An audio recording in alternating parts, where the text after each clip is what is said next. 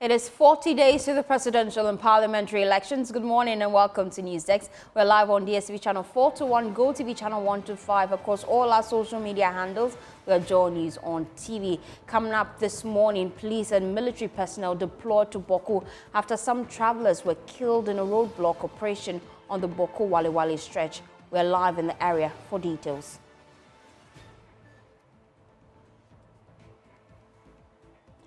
Also coming up, Gridco confirms it is unable to supply ECG with the power needed to supply consumers due to gas supply challenges.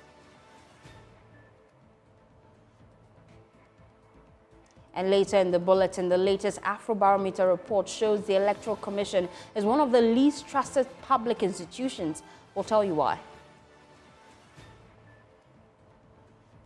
We also have business updates within the next 60 minutes. Please take a seat, be my guest.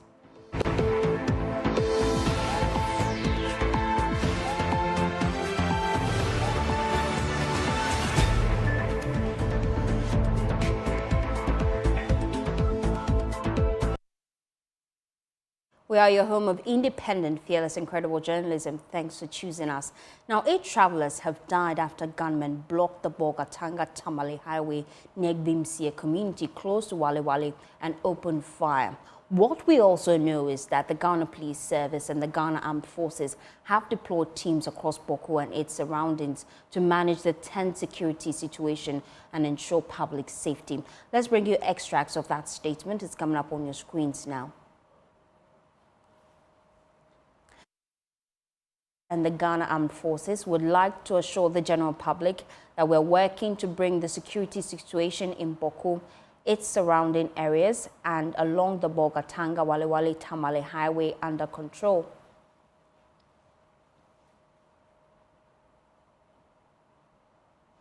Aside the police and military deployment in Bawku and its environs, there is also a joint police and military deployment along the Bolgatanga Wale Tamale highway to ensure security and manage vehicular traffic. The security agencies would like to once again assure the public that we are committed to maintaining peace, security, law and order in Bawku and its environs. Let's take you now to the Upper East region. Our correspondent Albert Story is there for us. He joins us live with more. Albert, for some of our audience who haven't been following the issues that happened over the weekend, walk us through what exactly happened at Bawku. Yes, so we already know that for many years there's been a chieftaincy-related conflict in Bawku. If you recall, sometime last year, around February, there was news of another chief who was installed. At the time, they referred to him as the rival chief. The government subsequently declared the installation of that chief as illegal, and the court issued an arrest warrant for him. Throughout last year, they were not able to arrest him. The case was taken to the appeals court in Kumasi because the Mampusis wanted that arrest warrant to be nullified. On the 17th of October this year, just around about 2 weeks ago, the news was that the appeals court in Kumasi declared that the warrant is no longer valid. This was when the tension started brewing again in Bawku. And so for about 2 weeks, the Regional Security Council was trying very hard with several visits to Bawku to try and calm down tension. Sometime last week, we heard that this chief who was installed last year has been brought into the town, and that is the result of what we are witnessing now. The issue now is that, of course, the factions, do not agree as to who is the legitimate chief. this is the bone of contention in the factions. And so it's been, a lot of tension. And for the last 2 days, there's been intense gunfire. Houses have been torched from the reports and videos that we have got from Bawku. And that is the result that we have. Sometime in the last 24 hours, we also heard that buses were being stopped by some people who mounted a roadblock, and they were looking into the vehicles and asking the passengers to show their Ghana card. And if they identified that you were a member of their opposing faction, then they pulled you out of the bus and lynched you. So this is the situation that we have, and this has been going on for the last 48 hours or so. The Ghana Police Service, they have served notice that they are deploying their personnel as well as the military to the area to restore calm. Have they arrived yet? Yes, so yesterday when we were talking to residents in Bawku, there were reports that everyone had gone indoors. In fact, it has been so since the whole weekend, since Saturday. Many people have remained indoors because there was a lot of shooting in the air. So because of that, people were staying indoors for their own safety. Today, we haven't heard about shootings yet. Because of how serious this situation is, it's difficult for you to even get on the ground to look at what is happening. And it's even difficult for the residents to go out and see what happened. So it's difficult to say at the moment that we have seen the security personnel on the ground.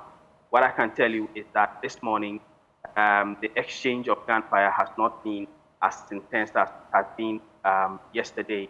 And so the conclusion, or what I can draw from that, is that the security apparatus have managed to calm the situation down a little bit. But it looks as if, even though government has not declared any state of emergency in Bawku, it seems to be the case that people have, abandoned their work. People are staying indoors. Schools have closed, and the town is basically, deserted at the moment as people try to stay indoors for their. Thank you, Albert. Sorry, please stay safe. Now, we also have Albert Yang from the West African Network for Peacebuilding with us. He joins us with a different perspective on these issues. The issue in Bawku has lingered for years. How do you propose government put a stop to it? Yeah, so thank you. I think that, let me say, it's unfortunate how this issue, again, is developing. Because for some weeks, months, I should say, we thought that things were getting more and more stable. But this situation is quite concerning to the extent that people have lost their lives and that businesses cannot go on.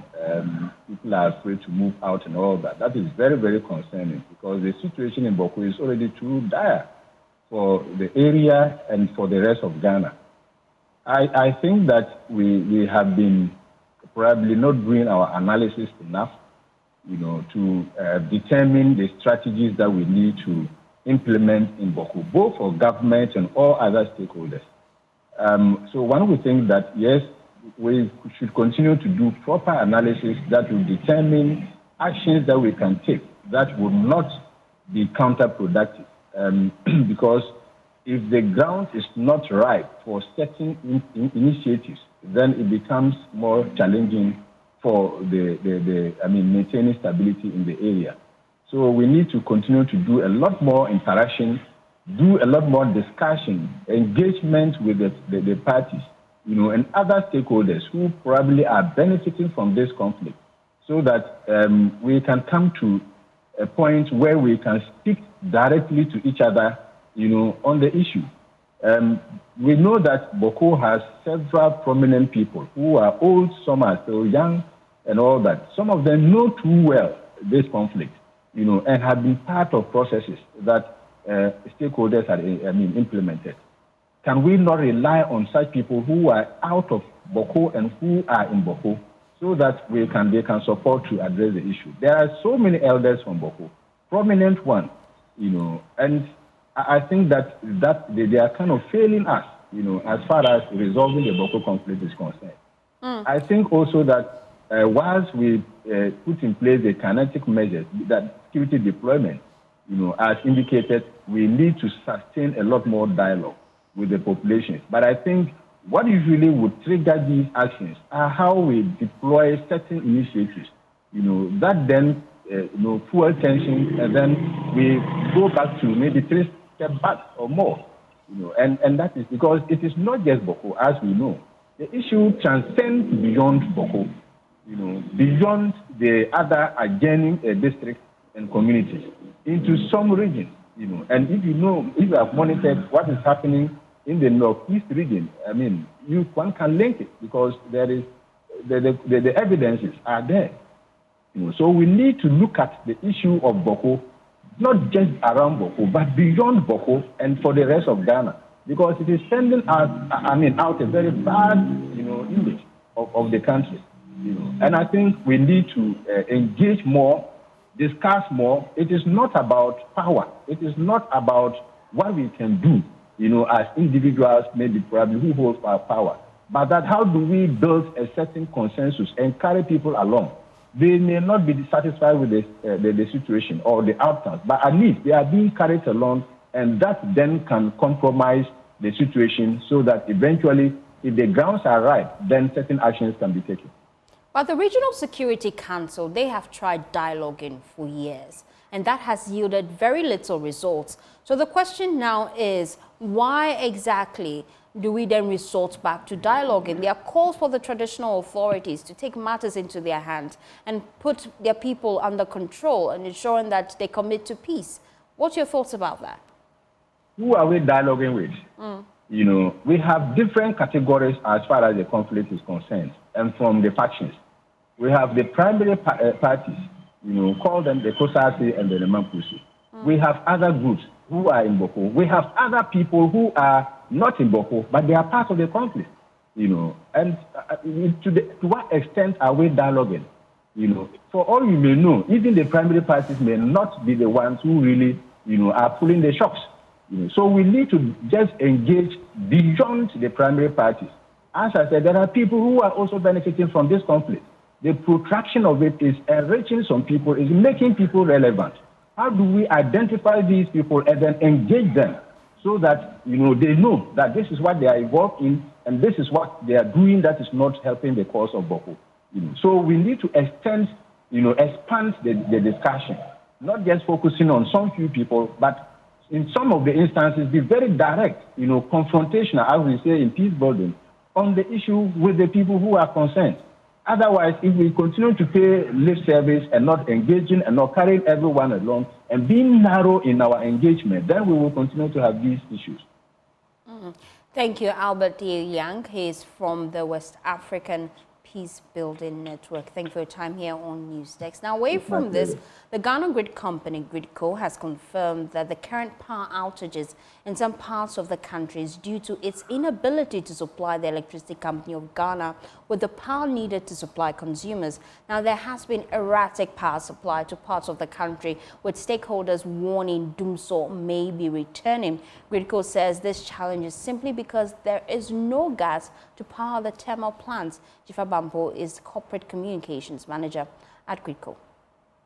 So currently, Gridco, as far as we are aware, as the transmission entity and as the entity that manages the national grid, we are aware of some commercial challenges with supply in reference to gas. When we say commercial challenges, it means there are agreements, payments, negotiations that need to be done with the gas suppliers. So really, that has nothing to do with that. But the challenge is once there is a drop in supply as a result of those bottlenecks, it affects generation capacity, and then ultimately it affects transmission as well. So for us, we are unable to provide the full quantum of power supply that ECG would need for demand in country. And that's just because there are these commercial issues related to the gas parties and government, those need to be addressed. Then, if we get the full quantum of gas supply as we normally do, then we can address emission issues. Usually, what would happen is if Sunon Asogi was operating, they were operating because they would have received a supply of gas. However, if they have chosen not to operate, as I understand is their decision, that would have gone to them would just be reallocated to other suppliers who use gas for their thermal plants. So it doesn't really have anything to do with the recent outages.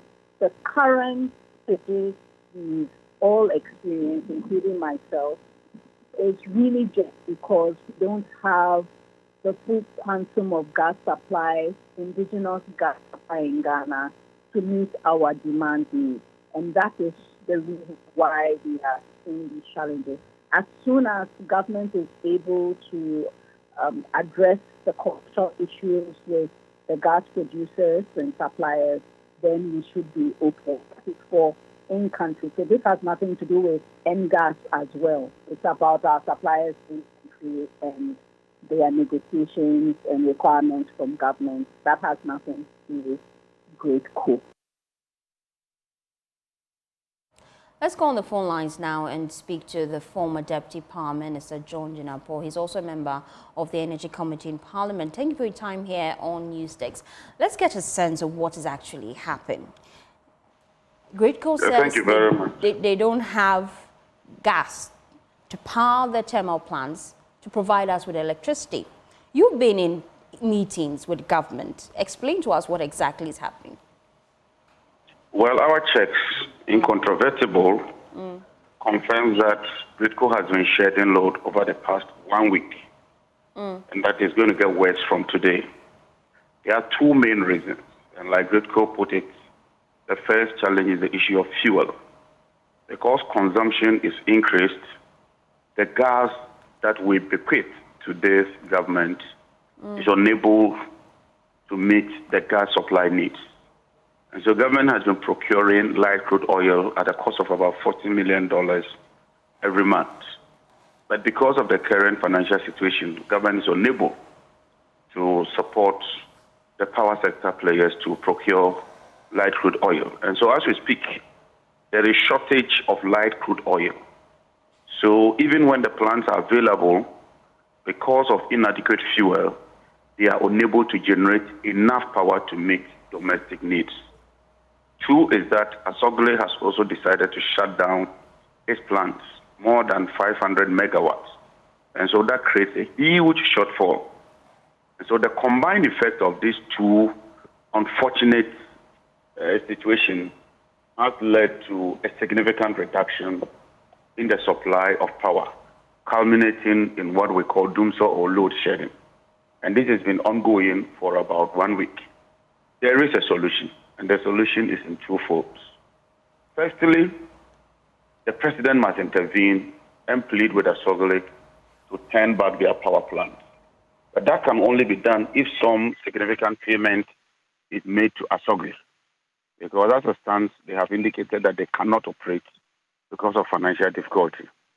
Secondly, government must find some money so they can procure some light crude oil. But going forward, it means that the next government must ensure that we really accomplish the gas to power era that we all envisage.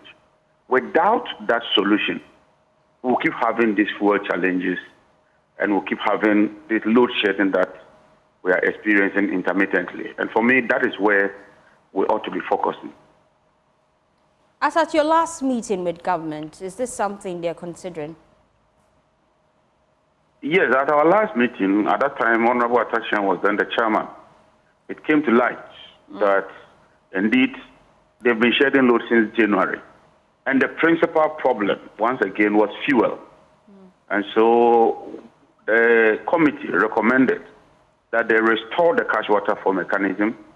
The Ministry of Finance owes more than $2 billion for power consumed by MMDAs. It's not been paid. So we encourage government to pay that money so that the power sector players can have some money to procure fuel. My latest check indicates that the debt has now gone up to 2.2 billion, and the Ministry of Finance hasn't made any payment. ENI has reduced gas supply because payment is not being made to ENI. Indeed, ENI has withdrawn some services and also drawn down on the LC by $500 million, and that is backstopped by the World Bank. And so that has serious ramifications. Our power has also drawn down the LC, the Litasco LC, $170 million. And so the sector is crumbling. What I see this government do is that because we are left with just about 1 month, they are adopting what I call palliative measures, just to manage it and dump it to the next administration. Be that as it may, I think that the next government must prepare for a very, very difficult and Herculean task when it comes to the energy sector. Our estimate shows that we need more than $2 billion to clear that pipeline. And that's very, very worrying going forward. But in your briefing, ECG, they went on a revenue collection exercise. This was supposed to help them with collection of revenues, to help provide the needed funds for the cash waterfall mechanism to work effectively. What happened to that? Indeed, ECG made some significant collections based on that revenue drive. But if you read the PRC report, they indicated that the money did not come through the cash waterfall mechanism. So the money was not accounted for. The money cannot be traced, and we cannot tell exactly how that money was used. The ECG MD then indicated that the Minister of Finance directed him to procure some light crude oil outside the remit of the cash waterfall mechanism. And that creates a huge problem. And that was just a drop, because I guess what they did was to collect some outstanding bills. Once you collect that, you come back to normalcy. And now, with all the losses we are witnessing, which is about 32%, it clearly tells you that the sector is indeed bleeding. This government has failed to address the challenges. The situation and the problems is exacerbated. Now we are in load shedding, even though they don't want to. That they are shedding load. The truth is that the sector is crumbling. The debt keeps mounting. All the LCs have been called. All the guarantees called. And so technically, Ghana is in default. And at this stage, my worry is that the energy sector is on the verge of collapse. John Jinapo, ranking member of the Energy Committee in Parliament, thank you for your time here on Newsdesk. Now, moving on to other stories, we'll shift our attention now to a latest report by Afrobarometer. The report says many Ghanaians see the Electoral Commission as one of the least trusted public institutions. The Ghana Police Service continues to be at the top of the list of most corrupt public institutions, with the Office of the President, tax officials, MPs, and then judges and magistrates in tow. Because Ante has highlights of that report.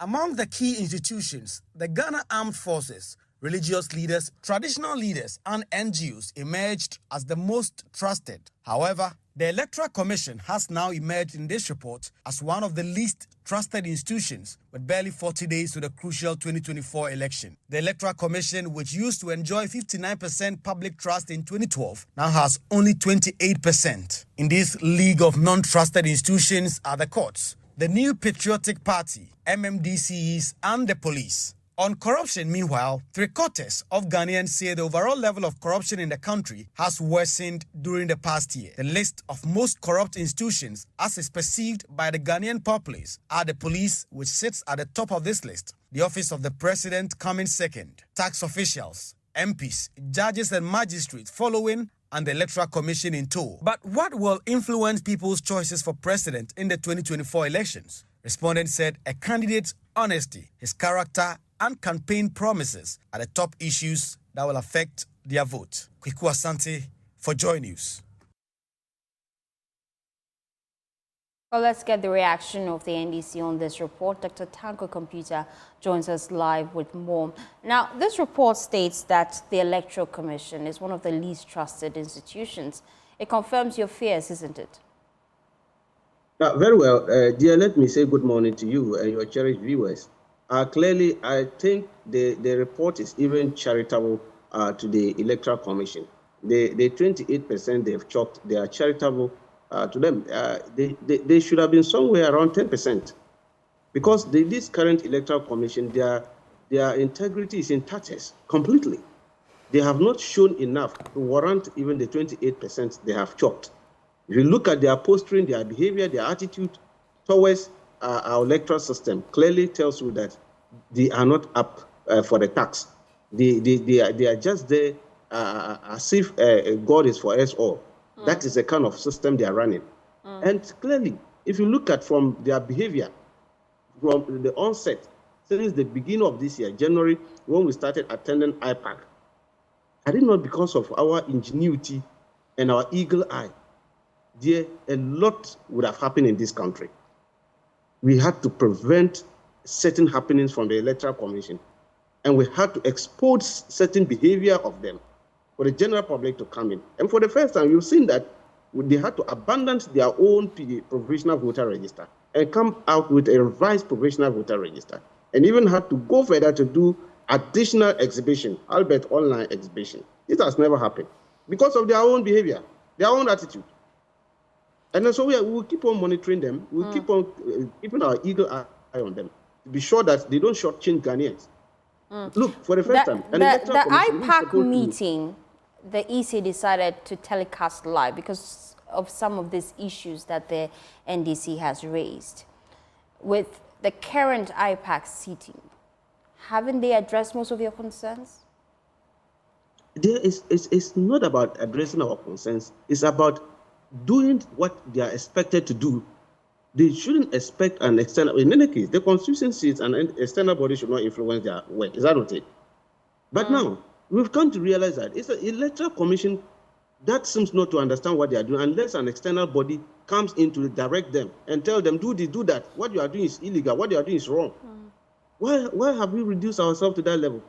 From 2015, at 2012, at that time when they were talking 59%, every Ghanaians had confidence in the electoral commission. At that point, what has happened? Up to now, look, for the first time, the electoral commission is running adverse just to clean their own mess.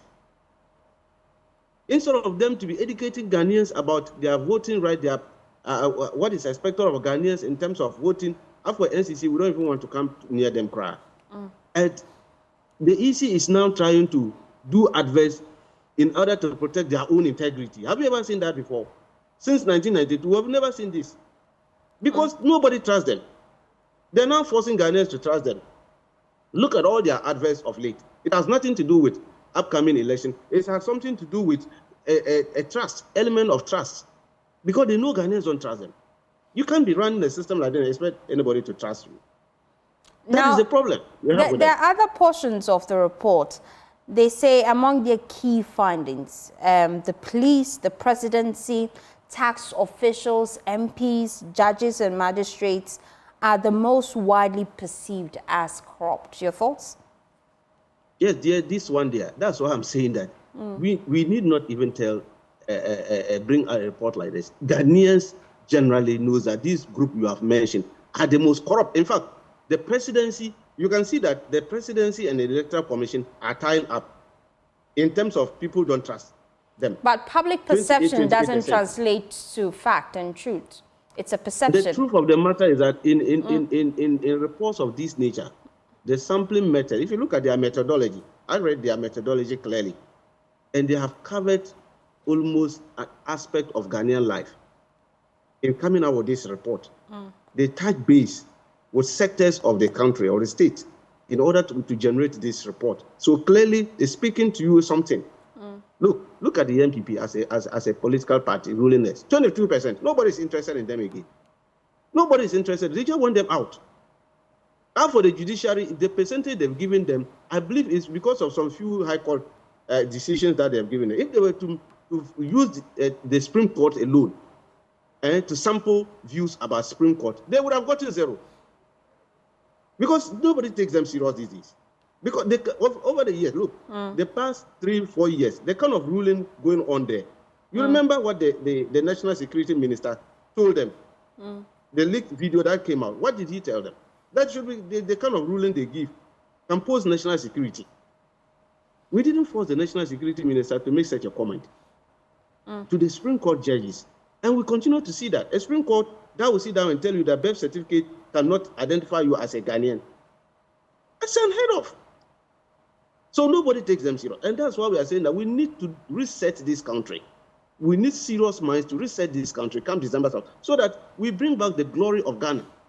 Otherwise, Ghana is sinking. It's going down the drain. And we need to arrest this situation come December 7th. The Afrobarometer is just the tip of the iceberg.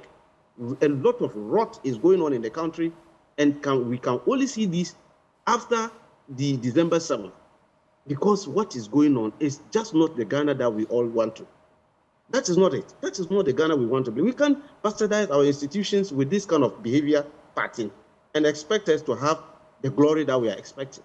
And we need to arrest that. Why? Why is the police service and the judiciary always coming up when it gets to corrupt behaviors?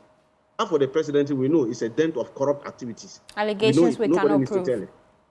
Oh, dear, I am saying that this is a perception. And the perception always leads to these allegations. Everybody knows it. And the moment your behavior pattern shows this, clearly it will need further investigation to unravel this. Because you cannot have a minister of state that you know for the last 4 years, and within 4 years, such ministers will have, they have opened a bank accounts in their rooms, where they stash in millions of dollars and foreign currencies. That is not the Ghana we are envisaging. That is what feeding into all this perception that you are talking about. And we need to sit up because we know each other and we know our lifestyle. And so when we go and put out the Zero Fraud Office, and yet you make sure that they don't function, when they even come to this, you use mechanism to make sure that those things doesn't come out public. People don't know the whereabouts of their reports and all that. And you have institutions who are supposed to be protecting the public purse will now tend to be fighting each other. Talk of Yoko and Esofo. Look at the battle they were fighting among themselves, just to whitewash a report that was going to indict a sitting government official and all that. These are the things we are talking about. So clearly, we are monitoring closely. We are making sure that we let Ghanaians know that their tax money given to these state institutions are rather being run down completely. And they have the opportunity in the next 40 days to change the government.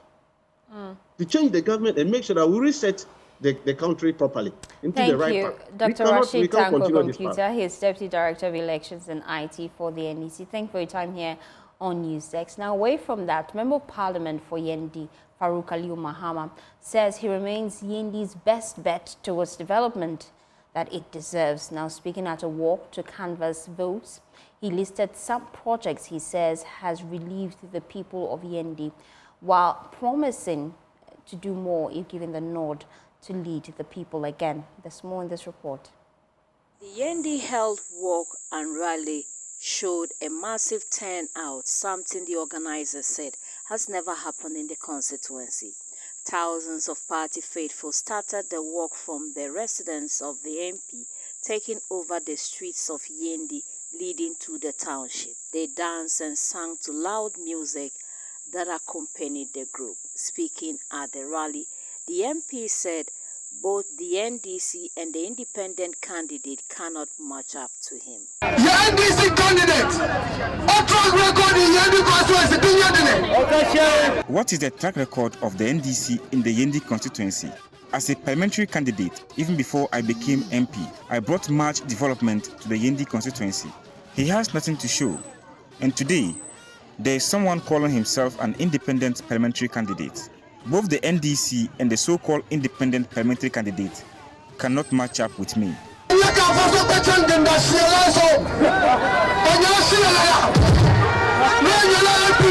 The Northern Regional Minister Shani Alhassan Shaibu called for unity ahead of the December polls.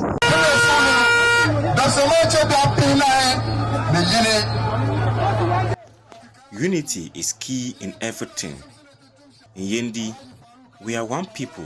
Let's forget everything and focus on the battle ahead. We all know the development brought to Yendi by the NPP government and the MP Farouk Aliyu Mahama. So let's reward the party and the candidate for that by voting massively for Dr. Bawumia and Farouk Aliyu Mahama. The Member of Parliament for Efutu, Alexander Afenyo-Markin, said Dr. Bawumia is the hope for the North and called for massive vote for him, and the Member of Parliament for Yendi, Farouk Aliu Mahama. And Napo will bring a new vision to continue the great work of Nana Adidon Bawku Tensions. NDC said it is not possible. But today, is free just possible or not? You are voting for Dr. Bawumia. He is the only hope for the north of the country. I am a Christian. I am a Catholic. And I am voting for a Muslim, Dr. Bawumia. We, the Christians, believe that it is a time of a Muslim presidency. Therefore, we are determined to put together all our votes. Away from politics, Director for Green Film Festival has called for stronger collaboration on climate action. Speaking at 2024 Green Film Festival, Isaac Odro urged stakeholders to unite in addressing environmental degradation, emphasizing the need for enhanced partnership to tackle the growing climate crisis in Ghana. There's more in the following report. The World Bank Group's new Country Climate and Development Report for Ghana warns that without urgent climate action, at least 1 million more people could fall into poverty due to climate shocks, with incomes for poor households potentially decreasing by up to 40% by 2050. Speaking at the 2024 Green Film Festival, Festival Director Isaac Odro called for stronger collaborations among stakeholders to tackle environmental degradation. Climate change is the biggest issue of our time. The numbers say it. If we don't make sure that we can keep our goal of 1.5 degrees Celsius alive, the world is going to collapse as we know it. And so there needs to be a big alarm constantly sounding on why we should protect our environment and the different multifaceted issues that affect our reality of our existence as it concerns climate change. And we think that the arts and entertainment and film is the best way to be able to do that. That is why we brought a Green Film Festival across. And it's important that we use initiatives like this to create an awareness so that young people who don't feel like they need to get involved do more, so that institutions who are not doing better can be challenged to take more action. And that's why we exist. On addressing climate change in Ghana, environmental journalist Erastus Asarodonko highlighted the importance of reporting on environmental degradation. When you get to the forest, now that part is gone, but you can see round holes about the size of this. They call them EP in Komana. So those old people who were mining centuries ago, they dig that round hole, they go deep down, and they fetch whatever they get, they bring it up, and they process. They do not mine close to any water body. They do not cut down trees for any purpose. And when they are done... For Ninoy, a participant, the Green Film Festival serves as a creative platform for raising awareness about climate change. Well, most of us know the environment is changing.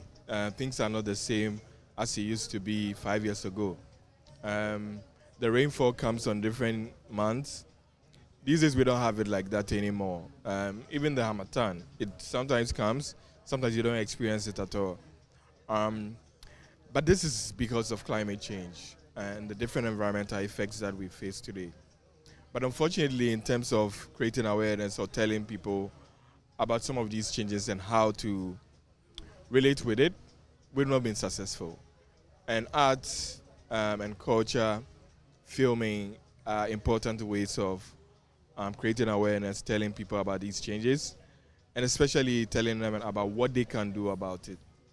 And I think that's the point of the Green Film Festival. It's a great opportunity to highlight some of these environment changes. For us in Ghana, it's seemingly not such of a vast problem. But in other countries like Mozambique, they face serious drought to the point that people lose their life from hunger. And it's important for us in Ghana to be fully aware, to proper put in place resilience matters. And that's why I think the Greenfield Festival is important. Arts and music, culture, it's a strong industry field to be able to project some of these issues. Founded by environmental activists, filmmakers and community leaders, the Green Film Festival Accra aims to inspire action and advocacy through power of storytelling. For Joy News, Stephen Menson's report read to you. You're still watching NewsX. We'll be back with business updates. Do stay tuned.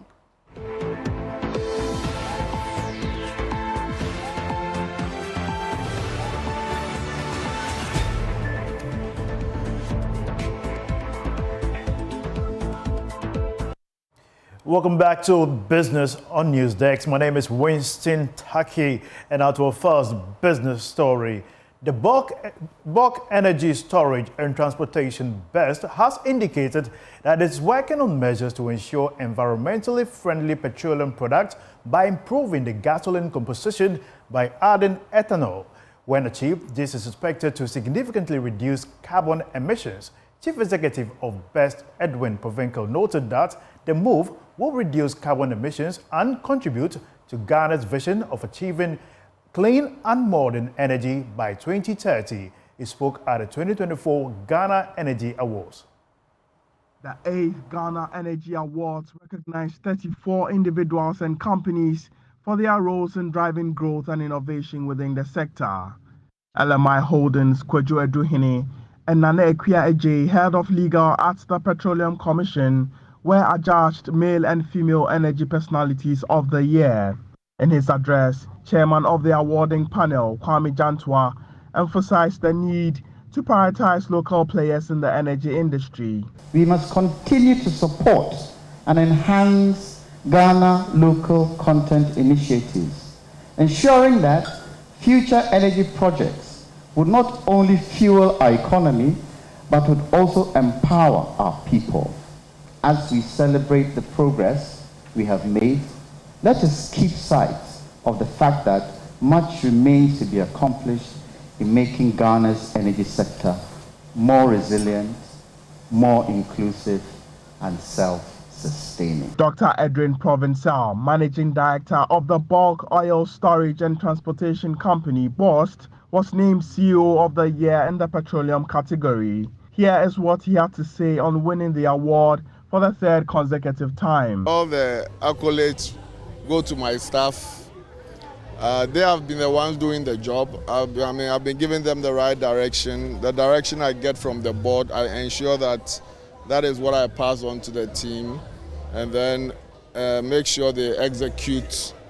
So execution is key for me, and so I'm sure all the hard work, the tears, the joys have culminated in these 3 consecutive awards. As part of efforts to transition to clean energy by 2030 and achieve a net zero economy, he indicated that BOST is on course to improve the country's gasoline mix by adding ethanol. He believes this will significantly reduce carbon emissions. Currently, what we are doing is we are trying to align to the government's clean energy directive. So as we speak, we are embarking on a project to blend gasoline with ethanol in the short run to ensure that we increase the octane number of the ethanol and then reduce the carbon emissions. In the medium term, we hope to go into liquefied gas, compressed natural gas, and LPG to ensure that the transition fuel, Ghanaians will have the transition fuel to power their energy needs. Meanwhile, Joy Business's Darryl Kwao was adjudged the Energy Reporter of the Year for his dedication to advancing conversation in the energy space. The awards, held under the theme, The Role of Local Content in Building Ghana's Energy Sector, also honored 5 individuals in the non-competitive category for their outstanding roles in the sector. Congratulations to Darryl Kwao of Joy Business. Now moving on, small and medium enterprises have been advised to prioritize producing quality for the market as a way of enhancing competitiveness. Speaking at this year's MTN Pulse Just Be series in Accra, Director of Strategy at S&D Chartered Accountant Solomon Sedenam Agbeninya called on SMEs and the young entrepreneurs to pay attention to quality over quantity. Here's more. Just Be series by MTN Pulse and Diaspora is an annual event aimed at connecting entrepreneurs from the diaspora with the young business leaders in the country to find solutions to economic challenges. It also serves as an empowerment platform for the youth, as many skills are expected to be transferred to local businesses. After engaging participants at this year's Just Be series, business strategists at S&D Chartered Accountants Solomon Sedenam Agbemanya emphasized the need for quality in service delivery. Once you want to become an entrepreneur, pay attention to what competition is doing. What are others doing that you are not doing? What is your competitor doing that you can do better of? And most importantly, find time and be intentional about adding value to your product or your service. And most importantly, let quality sit at the center of everything that you do as a service or as a product. So one quote I always use is Nike's quote, just start. Right, because without taking a first step forward, you can't take the next and the next to fuel you towards something. So first of all, be passionate to drive change and impact, right? And then just take the step. Diaspora and engagement lead at Diaspora Ghana, Obaya Santua Dagadu, highlighted the importance of the event and what Diaspora seeks to achieve. Really about the empowerment of the youth, and a lot of the feedback that we normally get from this is how great it is, how empowering it is, how much that people are learning.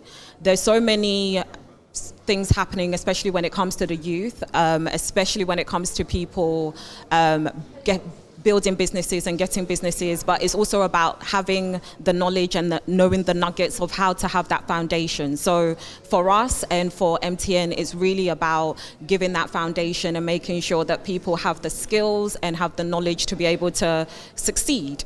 At the end of the day, it's all about someone being successful in taking the next step in going into the entrepreneurship. Participants at this year's event had the opportunity to engage some business leaders to learn some industry skills. That'll be all for business. My name is Winston Taki. We have more news for you after this break. Stay tuned.